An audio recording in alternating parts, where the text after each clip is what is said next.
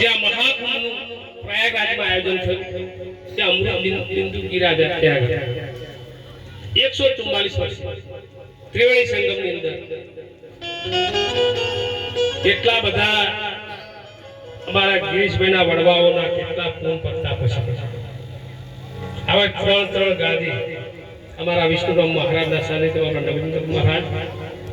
વિષ્ણુરામ મહારાજના સાનિધ્યમાં લખીરામ મહારાજ અને મને તો તમે ચોણો એટલે ત્રણ ગાદીનો જ્યોત પ્રકાશ ત્રિવેણી સંગમ જ્યાં બ્રહ્મા વિષ્ણુ મહેશ નું એક સ્વરૂપ છે જે જ્યોતિ સ્વરૂપ પરમાત્મા.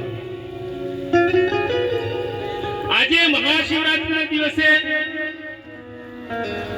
મહાબીજ આપણે 12:15 પ્રકાશ કર્યો.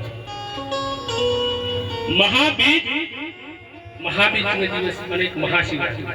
મહાબીજનો ચાલુ થાય એટલે મહાબીજ આવે અને પૂર્ણાહુતિમાં મહાશિવરાત્રિ અને જે મહાકુંભનો આજે પૂર્ણાહુતિનો દિવસ છે. કાલે સવારે પૂર્ણાહુતિ થશે અને પરમાત્મા ત્રણ ગાદી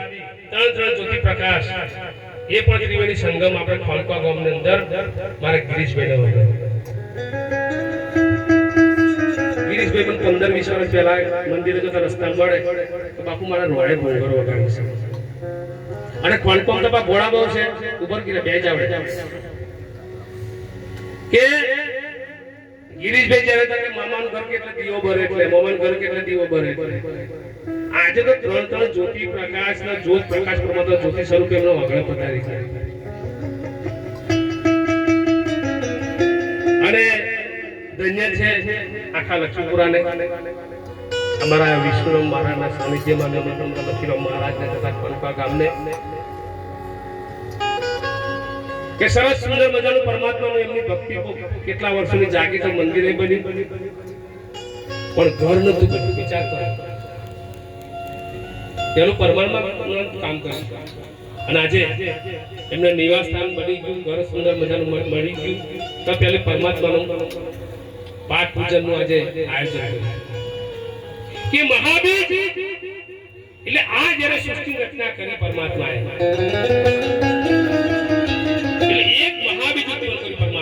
નિરંજન નિરાકાર જેને અણુ અણુમાં જેનો વાસ છે દરેક દેહની અંદર પરમાત્મા આત્મા સ્વરૂપે બિરાજમાન છે. જેમ યુનિવર્સલ પાવર પછી ડીપીમાં આવે ડીપીમાં ચોપલા ચાલુ પંખા ચાલુ ફ્રીજ ચાલુ એ રીતે દરેક દેહની અંદર પરમાત્મા જે આત્મા સ્વરૂપે બિરાજમાન છે તે નિરંજન નિરાકાર સ્વરૂપ જેને શિવ પરમાત્મા જ્યોતિ સ્વરૂપ પરમાત્મા જેને કહેવામાં આવે છે એને બ્રહ્માજી કો અને વિષ્ણુજી કો અને शिवजी को ने रामदेव जी भगवान को ने कृष्ण भगवान को ये ज्योति स्वरूप परमात्मा ने आ सृष्टि रचવાની ઈચ્છા છે અને મહાબીજના દિવસે પરમાત્માને આ એક મહાબીજ ઉત્પન્ન કરીને સૃષ્ટિની રચના કરી. મહાબીજ ઉત્પન્ન કરી એના 5 તત્વ બનાવ્યા, 5 તત્વને 24 તત્વ બનાવ્યા અને 5 તત્વની અંદર આપણા દેહની અંદર આપણે જે મનુષ્ય અવતારમાં 5 તત્વ આકાશ જળ તેજ વાયુ અગ્નિ પૃથ્વી એક મનુષ્ય અવતાર એવો આપણો છે તો 5 તત્વો છે. પશુમાં પક્ષીમાં બબે તત્વો મૂકેલા છે જ્યારે મનુષ્યની અંદર 5 તત્વો મૂકેલા છે અને 5 તત્વ ની અંદર આકાશ જળ તેજ વાયુ અગ્નિ એ બધા 52 તત્વોનું એકત્ર કરીને મહાબીજ કર્યું અને આ સૃષ્ટિની રચના કરી. અને મહાશિવરાત્રિના દિવસે જેને શિવ પરમાત્મા પોતે નિરંજન નિરાકાર સ્વરૂપે જે સર્વને આનંદ આપે છે એમને આનંદ પ્રગટ થયો. શિવરાત્રિના દિવસે શિવ શક્તિને આનંદ ઉત્પન્ન થયો અને પોતે ત્યાં દરેક દેહની અંદર આનંદ છે, પ્રેમ ભાવ છે. એ શિવ શક્તિ જ્યારે આનંદ ઉત્પન્ન થયો અને દરેક દેવ પશુ પક્ષી જન જનાવર કારણ કે પોતે ડીપી હોય તો પ્રોબ્લેમ આવે ને એ તે પોતે પરમાત્મા પોતે પરમાનંદ થઈ અને થોડી વાર વારશે કે આનંદ સ્વરૂપ બન્યા અને દરેક દેહની અંદર આનંદ સ્વરૂપે સચિદાનંદ સ્વરૂપે પ્રગટ થયા. મનુષ્ય શ્રી એની ઉત્પત્તિ થઈ. શ્રીની અંદર દેશની અંદર જનજનવાની અંદર જે પ્રેમ પ્રગટ થયો એ મહાશિવરાત્રી શિવ શક્તિ જે આનંદ કર્યો આનંદ કરાવ્યો સર્વ દેહની અંદર પ્રગટ થયો એટલે મહાશિવરાત્રી પછી જે મહાબીજનું ઉત્પન્ન કરતા સૃષ્ટિ રચના કરી 1 અબજ આ સૃષ્ટિ રચના થઈ 1 અબજ 97 કરોડ 88 લાખ 49,124 વર્ષ પરમાત્માએ સૃષ્ટિ રચના કરી 1 અબજ 97 કરોડ 88 લાખ 49,125 વર્ષ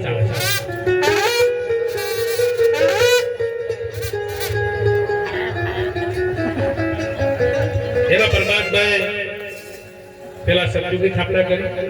17,25,000 વર્ષ સુધી સતયુગનું સિંહાસન રહ્યું પછી ત્રેતાયુગની સ્થાપના કરી 12,64,000 વર્ષ સુધી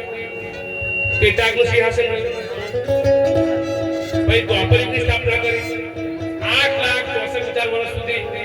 દ્વાપરયુગનું સિંહાસન રહ્યું અને પછી આ કળિયુગની સ્થાપના કરી 4,32,000 વર્ષ આ કળિયુગની આવશે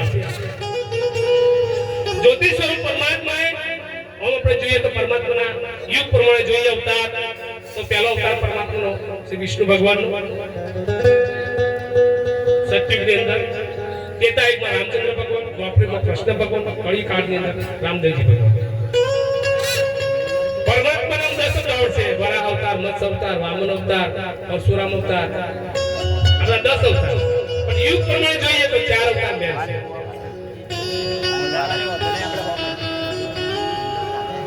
4,32,000 કળિયુગની આવડ અને 5,125 વર્ષ ખાલી ગયો આ 4 યુગ પૂર્ણ થાય એટલે એક મહાયુગ કહેવાય એવા 27 મહાયુગ થાય ડાયરેક્ટ પ્રલય થાય અને આથી 5,000 વર્ષ પહેલા પોતે પરમાત્મા કૃષ્ણ ભગવાન જ્યોતિ સ્વરૂપે જ્યારે કુરુક્ષેત્રની અંદર જ્યારે મનુષ્ય દેહ ધારણ કર્યો ત્યારે પોતે અર્જુનને નિમિત્ત બનાવીને સમગ્ર માનવને એક સંદેશો શુભ સંદેશો આપ્યો કે એદા એદાહી ધર્મસ્ય જ્ઞાની ભવતિ ભારત અભિનવમ ધર્મસ્ય તદાત્મનં સુજામ્યહમ પવિત્ર સાધુના વિનાશાય દુષ્કૃતામ ધર્મ સંસ્થાપનાર્થાય સંભવામિ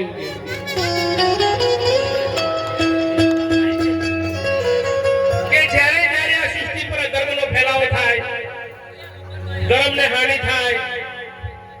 વિદ્વાન પુરુષના રક્ષણ માટે ધર્મની સ્થાપના માટે હું યુગે યુગે અવતાર ધારણ કરું એટલે જ્યારે જ્યારે આ સૃષ્ટિ અધર્મનો ફેલાવ થાય પરમાત્મા પોતે અવતાર ધારણ કરે એટલે 4,32,000 પૂર્ણ થાય પૂર્ણ થાય એવા 4 યુગ જાય ત્યારે મહાયુગ કહેવાય એવા 27 મહાયુગ પૂર્ણ થાય પણ કશું થવા નહીં લાગે જ્યારે જ્યારે ધર્મ થશે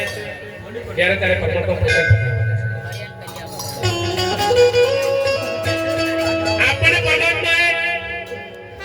જે શિવ પરમાત્માએ જે જ્યોતિષ પરમાત્માએ આપણે જે દેહ આપ્યો 84 લાખ અવતાર પછી આપણને મનુષ્ય દેહ મળે છે અને મનુષ્ય દેહ માં પછી આપણે ભક્તિ અને સમજણ મળે એ બહુ મહત્વની વાત છે 84 લાખ અવતાર તો 21 લાખ પશુ 21 લાખ પક્ષી 21 લાખ જીવજંતુ અને 21 લાખ વનસ્પતિ આવા 84 લાખ અવતાર આપણે ભોગવી અને આપણને મનુષ્ય પરમાત્માનું છેલ્લું દ્વાર આપણે પહોંચવાનું આ મનુષ્ય દેહ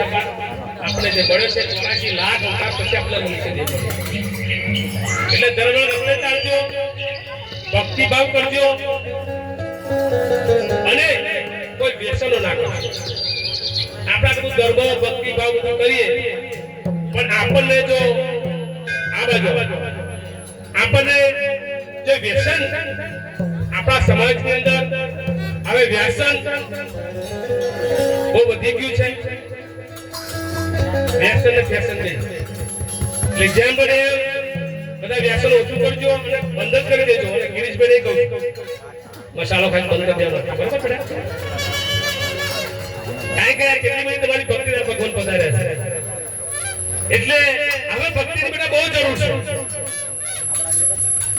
શ્રમની બહુ જરૂર છે. અને આજે મહાશિવરાત્રી જે શિવ પરમાત્માને આજે એટલું બધું આપણું તો સાચા હૃદયથી ભક્તિભાવ થઈ જાય, સાચા હૃદયથી પરમાત્માનું નામ લેવાઈ જાય. શિવરાત્રીનું એટલું બધું મહત્વ છે કે ખાલી પારધીએ પોતાને ખબર નથી જાનવરનો શિકાર કરવા માટે એક વૃક્ષ ઉપર ચડી ગયો. સવારથી સોળ સુધી સવાર પડી તો સુધી કોઈ શિકાર મળ્યો નહીં. એટલે જે ઝાડ પર ગયા હતા પારધી એ ઝાડ બીલીપત્રનું અને એની નીચે શિવલિંગ હતું. એટલે પેલું શિકારની શોધવા એક એક કોણ કરીને નીચે તોડવા માંડ્યા. એટલે જેમ પાન તોડતા ગયા એમ નીચે શિવલિંગ ઉપર ચડતું ગયું અને પરમાત્મા શિવ પોતે પરમાત્મા પ્રગટ થયા કે માગ માગે.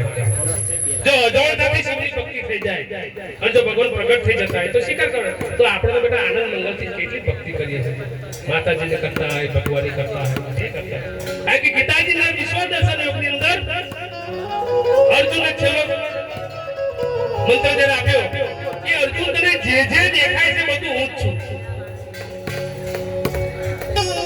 આ આખી સૃષ્ટિ મનુષ્યના જે એની પર તલ હોય, તલની પર હોય ની અડી મૂકે એટલું આખું બ્રહ્માંડ હોય ની અડી જેટલી જગ્યાનું કારણ કરશે હું કેવો છું. સૂર્ય ચંદ્ર મારી આંખો છે કે છે પરમાત્મા. મારા શરીરનો જો ખારો પરસેવો છે સમુદ્ર છે, મારા નર છે પર્વતો છે, અને જો શ્વાસ હું લઉં છું 49 વાયુઓ છે એ છે. આપણે ડાકોર ગીતા એક મંત્ર લખ્યો છે ક્યાં કે અર્જુન બધા જ ધર્મો છોડીને મારા શરણ આવી જાય. બધા જ ધર્મો એટલે કોઈ સંપ્રદાય કોઈ ધર્મની વાત નહીં કરી કે આપણા જે આહાર વિચાર શું ખાવું શું બોલવું એ બધું છોડીને મારા શરણ આવી જાય. એ પોતે પરમાત્મા છે. હવે 12 થઈ ગયા છે, 12 પ્રકાશ કરવાનો છે અને જે ગુરુ આચાર્ય હોય અહીં આસન તૈયાર છે, આસન પર બિરાજમાન થાય. જે કોઈ ગુરુ મહારાજો આયા હોય એ બધા આસન પર બિરાજમાન